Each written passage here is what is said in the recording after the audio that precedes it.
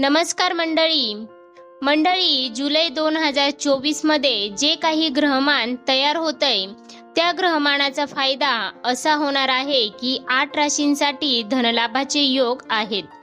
अनुकूल असा काळ त्यांच्यासाठी असणार आहे.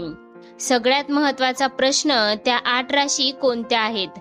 त्या 8 राशींपैकी सगळ्यात पहिली रास आहे मेष रास, दुसरी रास आहे वृषभ रास, तिसरी रास आहे मिथुन रास, चौथी रास आहे कर्क रास, पाचवी रास आहे सिंह रास, सहावी रास आहे कन्या रास, सातवी रास आहे तुळ रास आणि आठवी रास आहे मकर रास. या राशींना नक्की कशा प्रकारचा लाभ होणार आहे चला जाणून घेऊयात. पण त्याआधी तुम्ही आपल्या चॅनलवरती नवीन असाल तर चॅनलला सबस्क्राईब करा, सोबतच बेल आयकॉनलाही क्लिक करा, जेणेकरून आमच्या नवनवीन व्हिडिओचं नोटिफिकेशन तुमच्यापर्यंत पोहोचेल आणि तुम्ही एक पण व्हिडिओ मिस करणार नाही. चला आता वळूया आपल्या मुख्य विषयाकडे की जुलै महिना कोणत्या राशींसाठी खास असणार आहे आणि असं काय खास त्या राशींच्या आयुष्यामध्ये घडणार आहे. जून महिन्याप्रमाणेच जुलै महिन्यात सुद्धा नवग्रहांपैकी महत्त्वाच्या असणाऱ्या ग्रहांचं गोचर होणार असून विविध प्रकारचे योग युती जुळून येत आहेत. जुलै महिन्यात 4 ग्रहांचं गोचर होणार आहे, सूर्य, बुध, मंगळ आणि शुक्र.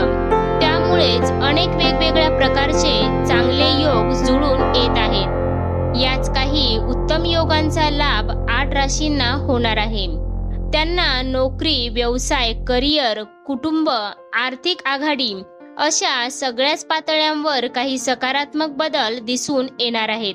चला तर मग जाणून घेऊयात त्या राशींबद्दल. परंतु त्याआधी मित्रांनो, तुमच्यापैकी 80% लोक अशी आहेत की आमचे व्हिडिओज नियमित बघतात, परंतु त्यांनी अजूनही आपल्या चॅनेलला सबस्क्राईब केलेलं नाहीये.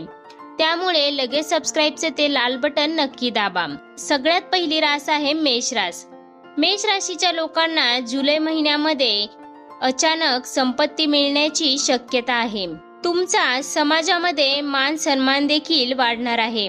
प्रतिष्ठित लोकांशी तुमचा संवाद होऊ शकतो. त्याचा थेट फायदा करिअरमध्ये मिळेल.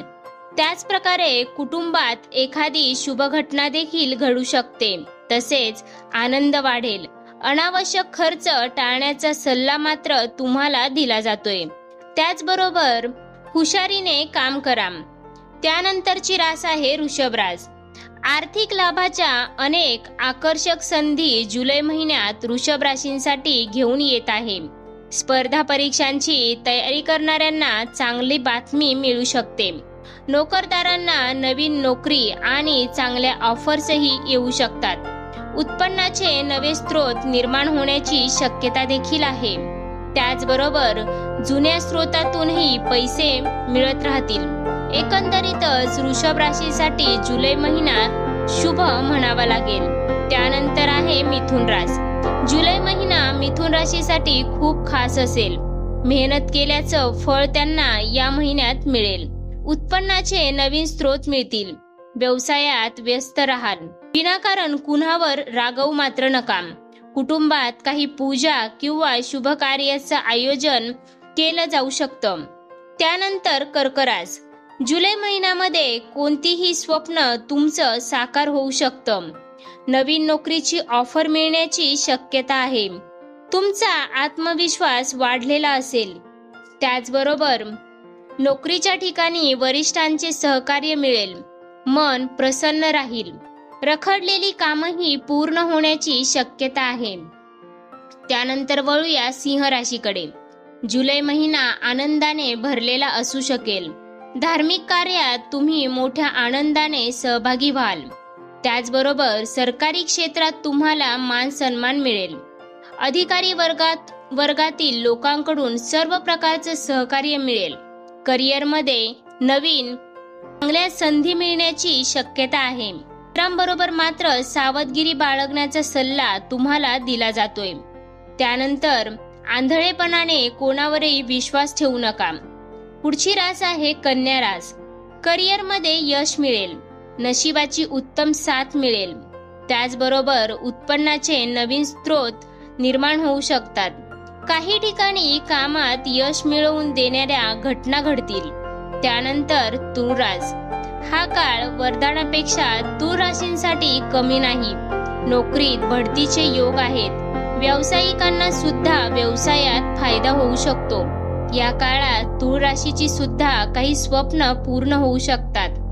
आर्थिक स्थितीत प्रचंड बदल होण्याची शक्यता आहे. त्यानंतरची पुढची रास आहे मकर रास. जुलै महिना मकर राशींसाठी खास सुखसोयींनी भरलेला असेल. या महिन्यात आनंदी जीवन तुम्ही जगाल. तुमच्या आनंदात वाढ होईल. तसेच सुखाचे आगमन होईल. उत्पन्नातही वाढ होण्याची शक्यता आहे. तर मंडळी, या होत्या त्या राशी ज्यांना जुलै महिन्यामध्ये खास प्रकारचे लाभ होऊ शकतात. पण बाकीच्या राशींचं काय? काळजी करू नका. तुमच्यासाठी प्रत्येक राशीचं सेपरेट राशी भविष्य जुलै महिन्यासाठीचं लवकरच आम्ही घेऊन येत आहोत. पण त्याचबरोबर हे लक्षात ठेवा की हे राशी भविष्य काही ग्रहांच्या गोचराच्या आधारे सांगितलं जातं. आता त्या ग्रहांचं गोचर झाल्यानंतर प्रत्येक राशीवर काय काय परिणाम होतात त्याप्रमाणे सांगितलं जातं. पण बऱ्याचदा असं होतं की तुमच्या वैयक्तिक कुंडलीमध्ये त्या ग्रहांची स्थिती चांगली नसते किंवा ग्रह नीच राशीमध्ये असतो. अशा वेळी त्या ग्रहाची विपरीत फळं तुम्हाला मिळताना दिसतात. मग तुम्हाला असं वाटतं की राशी भविष्यात सांगितल्याप्रमाणे अनुभव आम्हाला का येत नाही? त्यावर उपाय असतात. जो ग्रह आपल्याला साथ देत नाही त्या ग्रहाची उपासना करण्याचा सल्ला ज्योतिषशास्त्र देतं. त्यासाठी तुम्ही तज्ञ व्यक्तींचा सल्ला नक्कीच घ्या. त्याचबरोबर तुम्हाला जाणून घ्यायचं असेल की कोणत्या ग्रहासाठी कोणती उपासना करावी तर तसं आम्हाला कमेंटमध्ये नक्की लिहा. तुमच्या कमेंट किती येतील त्यानुसार त्या विषयावरचा व्हिडिओ सुद्धा आम्ही नक्कीच घेऊन येऊ. कारण बऱ्याचदा आपल्याला आपल्या आयुष्यात ज्या समस्या जाणवतात त्या करिअरमध्ये असतील, प्रेमामध्ये असतील, तसेच आरोग्याच्या समस्या असतील, काही प्रॉपर्टी अडकल्या असतील, या प्रत्येक समस्या त्या प्रत्येक ग्रहाशी निगडीत असतात. त्या ग्रहाचा उपाय केला असता त्या समस्यातून बाहेर पडण्याचा मार्ग दिसतो असं ज्योतिषशास्त्र सांगतं. आणि म्हणूनच तुमच्या समस्येप्रमाणे ज्योतिषशास्त्रामध्ये उपाय सांगितले जातात. पण त्याचबरोबर जर तुम्ही कुठली नियमित उपासना करत असाल, सद्गुरूंनी तुम्हाला मंत्र दिला असेल आणि त्या मंत्राचा जप तुम्ही करत असाल तर मात्र ग्रहगोचरांचा कुठलाही परिणाम तुमच्यावर होत नाही. सद्गुरू तुम्हाला प्रत्येक समस्यातून तारून नेतात.